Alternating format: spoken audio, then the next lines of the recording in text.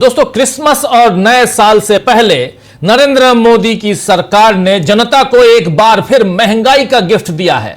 हवाई यात्रा तो पहले ही आम लोगों की पहुंच से बहुत दूर थी, ले देकर ट्रेनों का सहारा था, उसमें भी लोग अब सफर न कर सकें ऐसा इंतजाम मोदी सरकार ने कर दिया है।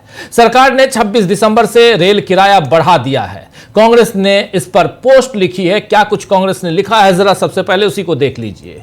कांग्रेस के इस पोस्ट में देखिए, मोदी सरकार ने रेल किराया बढ़ाकर जनता को नए साल का गिफ्ट दिया है। अगर आप 1000 किलोमीटर सफर करेंगे तो सरकार 20 रुपए ज्यादा वसूलेगी। याद रहे, कुछ महीने पहले ही रेल किराया बढ़ा था और अब फिर से सरकार लोगों की जेब ढीली करने जा रही है। मोदी सरकार बराबर वसूली सरकार, यह बात यहां कांग्रेस पार्टी लिख रही है। वाकई मोदी सरकार वसूली भाई ही बन चुकी है।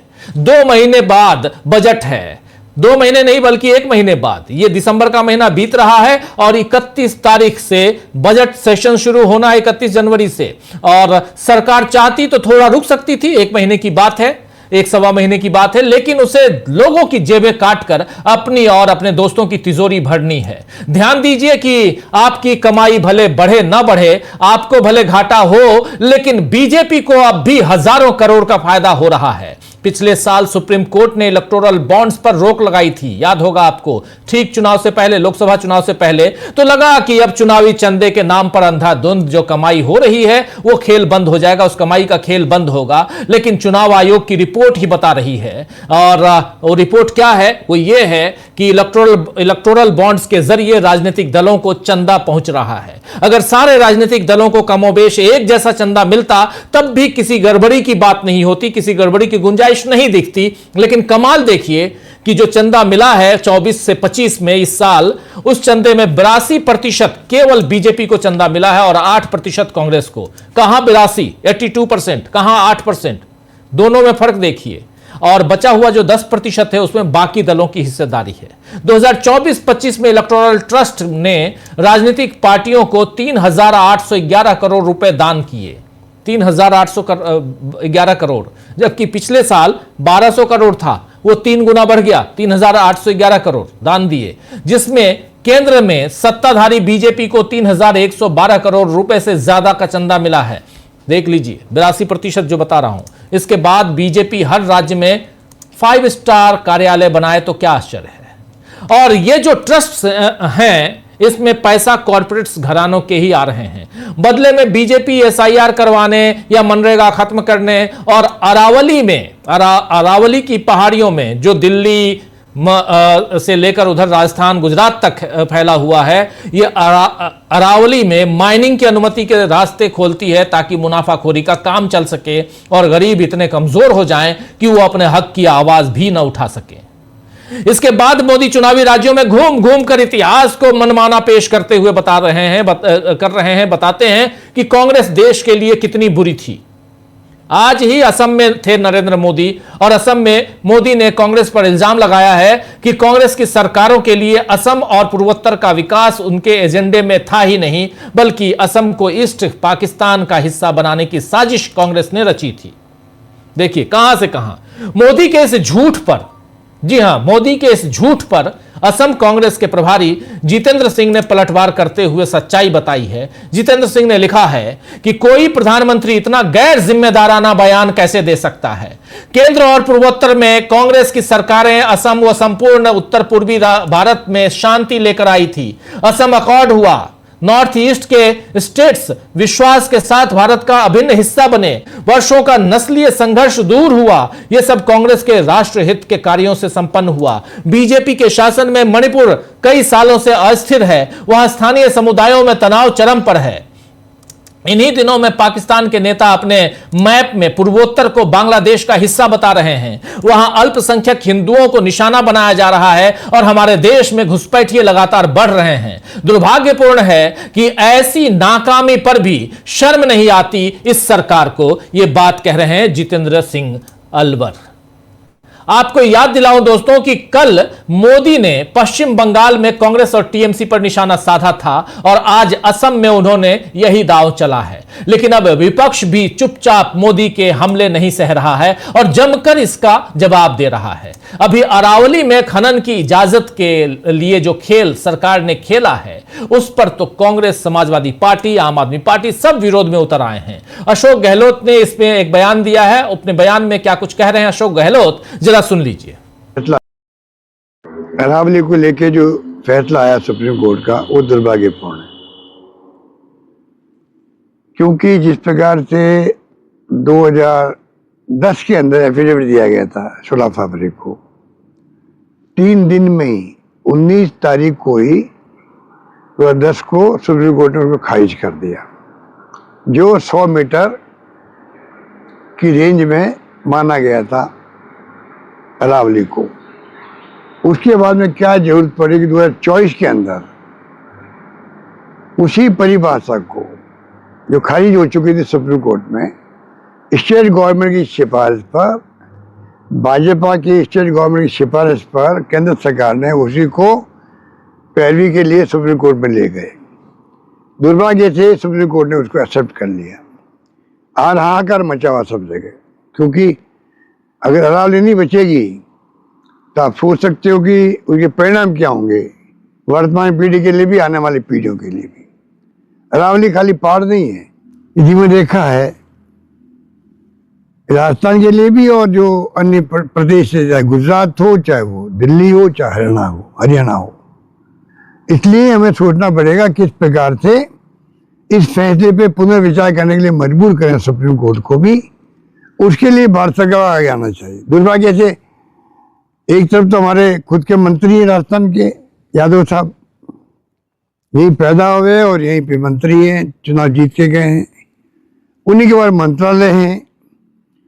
तो उनको खुद को सोचना चाहिए, बीजेपी को सोचना चाहिए, बजाय इसको इश्यू बनाए और गलत आंकड़े पेश करे। जब एफिडेविट दिया गया था, जब पर्यावरण की स्थिति वो नहीं थी, आज हाहाकार मचा हुआ है पार्लियामेंट के अंदर भी, बाहर भी। राहुल गांधी भी, नेता प्रतिपक्ष भी, अन्य लोग भी, तमाम पार्टियों के लोग जिस प्रकार से दिल्ली गैस चैम्बर बन चुका है, सांस लेना मुश्किल हो रहा है, दिल्ली के अलावा भी अन्य राज्यों में भी उसका असर भी पड़ रहा है।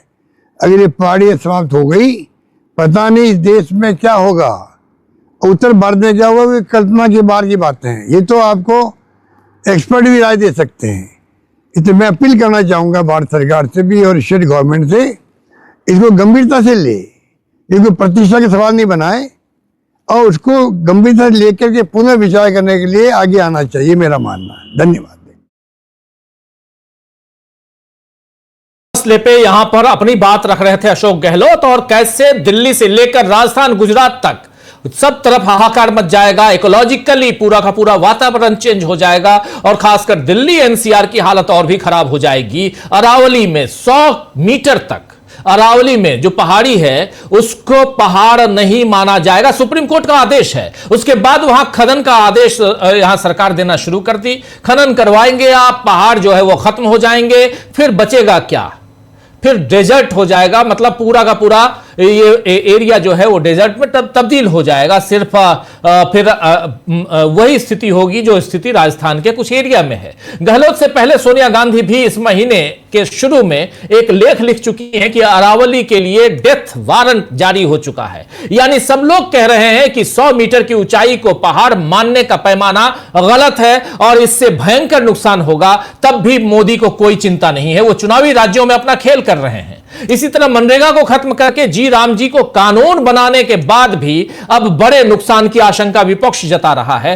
कानून बनाने के बाद इसलिए कह रहा हूं क्योंकि आज ही जी राम जी जो विधेयक है जो पास हो चुका है दोनों सदनों से, उस पर राष्ट्रपति महोदया ने सिग्नेचर कर दिया है। राष्ट्रपति के सिग्नेचर के बाद यह कानून बन जाता है। राष्ट्रपति महोदया ने भी नहीं सोचा कि मनरेगा को खत्म करके जो नया कानून लाया गया है उसका देश पर क्या असर पड़ेगा, किस ढंग से देश को बर्बादी की कगार पर ले जाया जा रहा है, उसका एक नमूना है जी राम जी कानून जो लेकर आया गया है, लेकिन राष्ट्रपति महोदया की मोहर के साथ यह कानून बन चुका है। तो आने वाले दिनों में इस पर बड़ा आंदोलन खड़ा करने की विपक्ष तैयारी कर रहा है और यह शायद जरूरी भी है। सरकार की चापलूसी करने वाले कुछ पत्रकारों को लगता है कि लोकतंत्र को गलत बताकर मनमाने फैसले लाए जा सकते हैं, लेकिन ऐसा करके वो भी देश के खिलाफ काम कर रहे हैं। यह बात इसलिए कह रहा हूं कि एक बड़े पत्रकार साहब नुमाइंदगी कर रहे हैं कि चाइना में डिक्टेटरशिप है, वहां काम बहुत आसानी से हो जाता है, सरकार जैसा चाहती है उस हिसाब से कानून लेके आती है और डेवलपमेंट खूब अधिक होता है। हमारे यहां लोकतंत्र है और यहां पर कई हर्डल्स हैं और इसलिए ये लोकतंत्र जो है वो खराब है। लोकतंत्र के अंदर जो कमियां हैं वो गिनाने की कोशिश, अपने ढंग से कमियां निकालना, अपने ढंग से गिनाने की कोशिश। लेकिन इस पत्रकार महोदय को पता नहीं कि डिक्टेटरशिप क्या है। इस पत्रकार महोदय ने उस समय वो पैदा नहीं हुए थे, उनको नहीं पता कि जो 20वीं सदी में जो डिक्टेटर्स पैदा हुए उन लोगों ने देश को किस दिशा में लेके वो लोग गए, देश की क्या क्या हाल हुआ। खैर, ये सब सत्ता के पुजारी हैं दोस्तों, चाहे वो पत्रकार हो या कोई और हो। और इन सब के बीच मोहन भागवत ने भी कहा है कि शक्ति ही जरूरी है। सत्ता और शक्ति, सत्ता के लिए शक्ति चाहिए, सच को किनारे लगाया है। सत्य की जगह शक्ति की बात की मोहन भागवत ने, और वो भी अंडमान निकोबार में। लेकिन आज मोहन भागवत थे कलकत्ता में। कलकत्ता में मोहन भागवत ने आज राहुल गांधी के कुछ बयानों पर अघोषित तौर पर अपनी बात रखी है। लेकिन मोहन भागवत के इसी सच और शक्ति, सच बनाम या सत्य बनाम शक्ति, राहुल गांधी ने अपने भाषण में कहा था, और वो भाषण उन्होंने 14 तारीख को दिया था रामलीला मैदान में। भागवत के इसी बयान का जिक्र राहुल गांधी ने जर्मनी में भी किया था कि हमारी पूरी संस्कृति सत्य पर आधारित है। राहुल गांधी कह रहे हैं कि हमारी पूरी संस्कृति सत्य पर आधारित है। आप किसी भी धर्म को देख लें, मूल रूप से वे यही कहते हैं कि सत्य का पालन करो। कांग्रेस, महात्मा गांधी और आप सभी, मतलब हम सब, हम भारत के सत्य की रक्षा करते हैं। आरएसएस ऐसा नहीं करता। यह बात यहां राहुल गांधी कह रहे थे। इन्होंने यह बात कही है जर्मनी में, और राहुल से ऐसे हमले की उम्मीद शायद भागवत को नहीं रही होगी। वैसे अब उन्होंने कोलकाता में जो बोला है, इशारों में जो सफाई दी है, उसमें मोहन भागवत ने कहा है कि संघ को बीजेपी के लेंस से देखने की कोशिश ना करें। संघ सिर्फ एक सर्विस ऑर्गेनाइजेशन है। संघ सिर्फ एक सर्विस ऑर्गेनाइजेशन नहीं है। संघ को समझना है तो संघ यानी आरएसएस को ही देखना पड़ता है, उसे अनुभव करना पड़ता है। अब सोचने वाली बात यह है कि क्या मोहन भागवत भी ये समझ रहे हैं कि विपक्ष के विरोध को बीजेपी ज्यादा वक्त तक संभाल नहीं पाएगी, इसलिए अभी से वो संघ को बीजेपी से अलग कर रहे हैं। लेकिन क्या भागवत की सफाई से बीजेपी की मुश्किलें कम होंगी? ये एक बड़ा सवाल है। संघ आखिर क्यों बीजेपी से किनारा कर रहा है? और दूसरी तरफ विपक्ष के निशाने पर कैसे लगातार नरेंद्र मोदी आ रहे हैं, इन सब की चर्चा करते हैं। आज रविवार का दिन है, आराम से कई लोग अपनी छुट्टियां मना रहे होंगे। दिल्ली और एनसीआर के आसपास ठंड का आलम है, पहाड़ों पे बर्फबारी है, और इन सब के बीच मौसम कहीं खुशनुमा है, और इन सब के बीच गर्मा गर्म खबरें लेकर हम यहां मौजूद हैं। हमारे कुछ साथी इस पर अपने विश्लेषण के लिए मौजूद हैं। चलिए हमारे तमाम साथियों से आपका परिचय करवाता हूं। देखिए, इस वक्त 3 वरिष्ठ साथी हमारे साथ हैं। पंकज चतुर्वेदी जी हैं, अमलेंदु उपाध्याय जी हैं और प्रफुल्ल कोलख्यान जी हैं। आप तीनों का स्वागत है, इस्तकबाल है। स्वागत इस्तकबाल आप तमाम दोस्त साथी शुभचिंतक आप सबका, जो अब तक जुड़ चुके हैं उनका भी, जो जुड़ने वाले हैं उनका भी। सीधे आना चाहता हूं सबसे पहले अमलेंदु उपाध्याय जी, आप ही के पास। अमलेंदु जी, शुरुआत करते हैं, जरा धीरे धीरे उल्टे क्रम में चलते हैं। पहले आरएसएस की बात करते हैं और सबसे आखिर में आरएसएस की चर्चा। मोहन भागवत साहब आज कलकत्ता में कई सारे सवालों का जवाब दे रहे थे। उन्होंने कहा है कि देश के हिंदुओं को एकजुट होना चाहिए। कुछ चीजें सरकार काम करती है, कुछ धरातल पे आता है, कुछ धरातल पे नहीं आता है, और उसके अलावा जो पश्चिम बंगाल में जो बाबरी मस्जिद बना रहे हैं, उस मस्जिद से राजनीति हो रही है और हमने एक मस्जिद की जगह पे ऑलरेडी मंदिर बना लिया, दोबारा ये विवाद खड़ा ना हो, ये सारी बातें वो कह रहे हैं। यानी अलग से वो धमकी भी दे रहे हैं कि मस्जिद बनने के बाद हम फिर से इस मस्जिद को भी ध्वस्त करने की कोशिश करेंगे, आंदोलन करेंगे। इसको अगर पूरे ढंग से पढ़िए देखिए तो। कलकत्ता से हमारे साथी प्रफुल्ल जी भी जुड़े हुए हैं, उनके पास भी आऊंगा, वो भी अपनी बात रखेंगे और फर्स्ट हैंड जानकारी देंगे प्रफुल्ल जी। लेकिन अमलेंदु जी, इन सब के बीच राहुल गांधी जो लगातार आरएसएस और बीजेपी को जोड़ते हैं, इस पर मतलब इशारों में सफाई दी है इन्होंने कि आरएसएस अलग है, आरएसएस का काम जो है वो सर्विस ऑर्गेनाइजेशन के रूप में है, पॉलिटिकल हस्तक्षेप नहीं है। कैसे देखा जाए? एक तो राजीव जी, जब मोहन भागवत या कोई भी भागवत हो, जब वो कहते हैं कि आरएसएस एक सांस्कृतिक संगठन है और राजनीति से उसका कोई लेना देना नहीं है, तो वो सफ़ेद झूठ बोलते हैं। आरएसएस सिर्फ और सिर्फ राजनीतिक संगठन ही है और उसका संस्कृति और धर्म से कोई लेना देना नहीं है। आरएसएस की काली टोपी से लेकर राजीव जी उनका हाफ पैंट अब जो फुल पैंट में बदल गया है उस तक, और उनके जूते तक, और जो चमड़े की बेल्ट होती है उस तक कुछ भी भारतीय नहीं है, कुछ भी संस्कृति का हिस्सा नहीं है, कुछ भी धर्म का हिस्सा नहीं है। वो शुद्ध राजनीति करते हैं और अपने आप मुखौटा जो है उन्होंने भारतीय जनता पार्टी को बनाया हुआ है। पहले जनसंघ को बनाया हुआ था और जनसंघ जब ख़त्म कर हो गया तो उसके बाद उन्होंने भारतीय जनता पार्टी पैदा कर ली। बीच में जनता पार्टी में घुसे थे कि उसके कब्जा करेंगे, वहाँ कब्जा नहीं कर पाए, वहाँ राजनारायण जो थे वो कूद पड़े बीच में, तो फिर वहाँ से निकलना पड़ा।